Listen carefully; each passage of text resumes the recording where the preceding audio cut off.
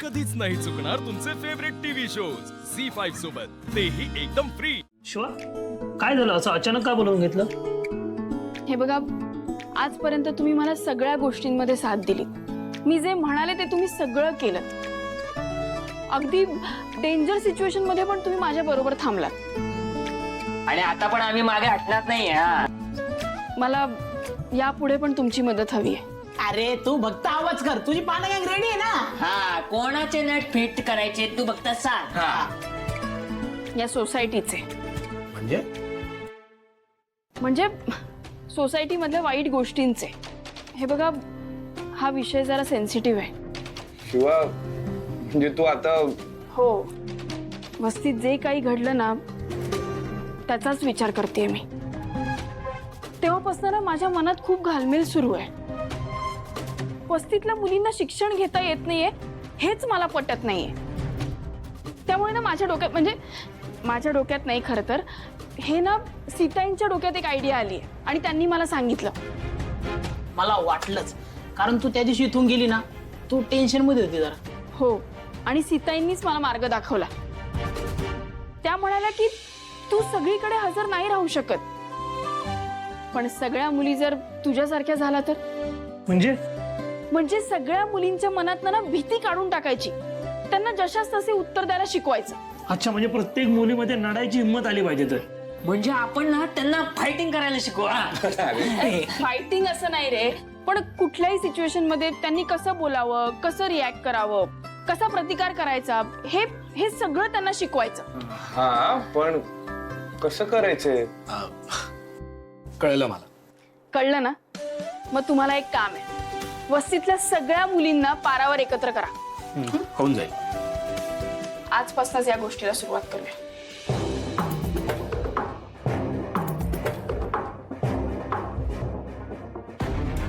दिव्या, हा काय झालं ग? काय बघतेस असं इकडे तिकडे?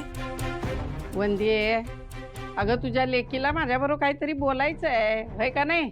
भैयाजी, किती ओळखतेस मला? दिव्या, अगं तुझी आजी आहे म्या.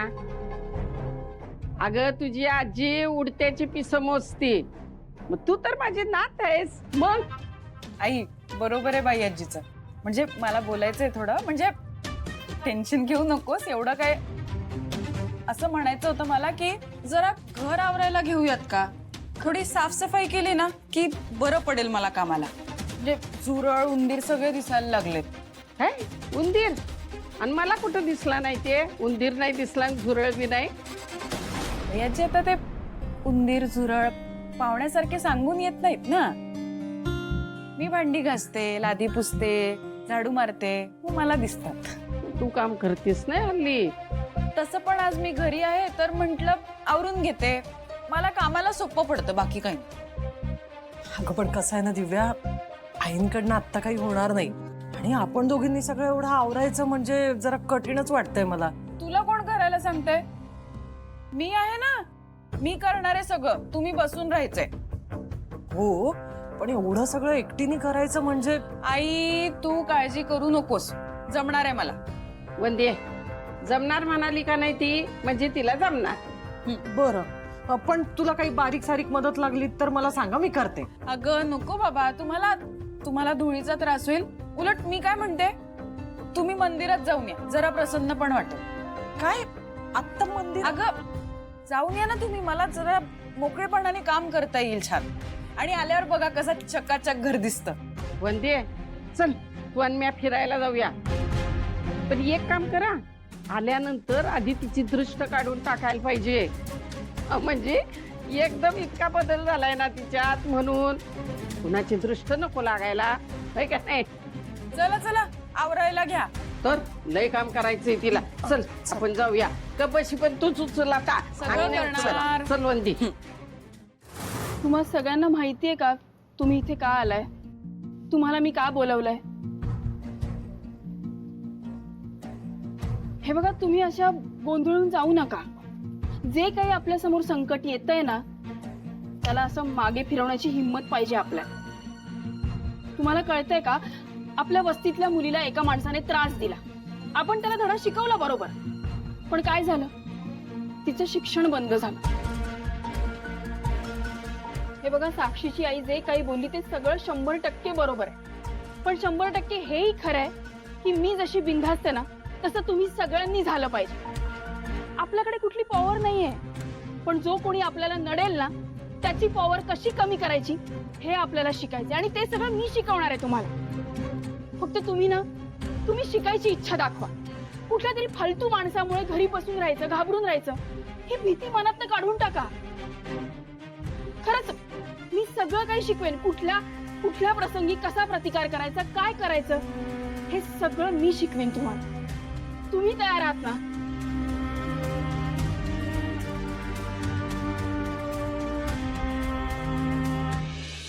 शिवा, मी तयार आहे. हो शिवा, मला पण शिकायचंय. शिवा, मला तुझ्यासारखं व्हायचंय.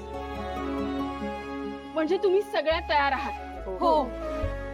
मग तुम्ही मला सांगा की तुम्हाला कसली भीती वाटते, काय वाटतं, तुम्हाला कोणी त्रास देतं तेव्हा तुम्ही काय फील करताय, सगळं मला सांगा.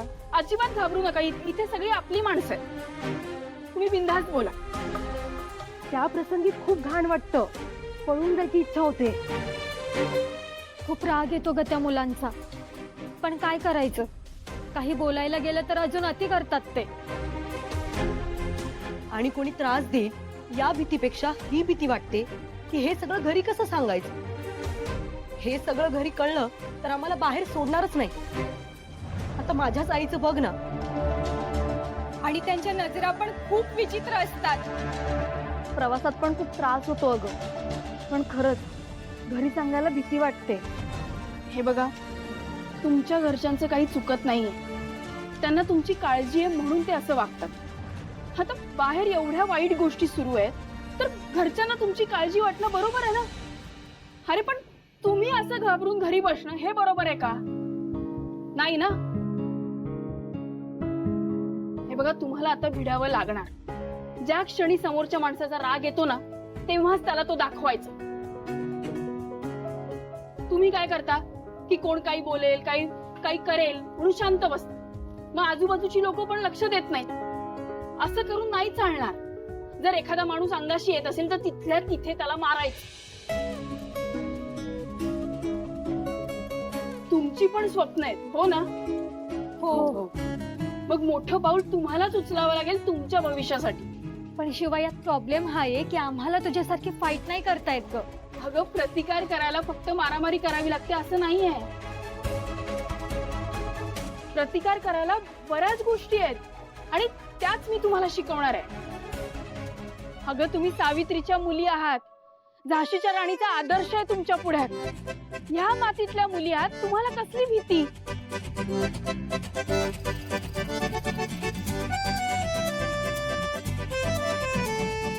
हे बघा, आता रडायचं नाही, लढायचं.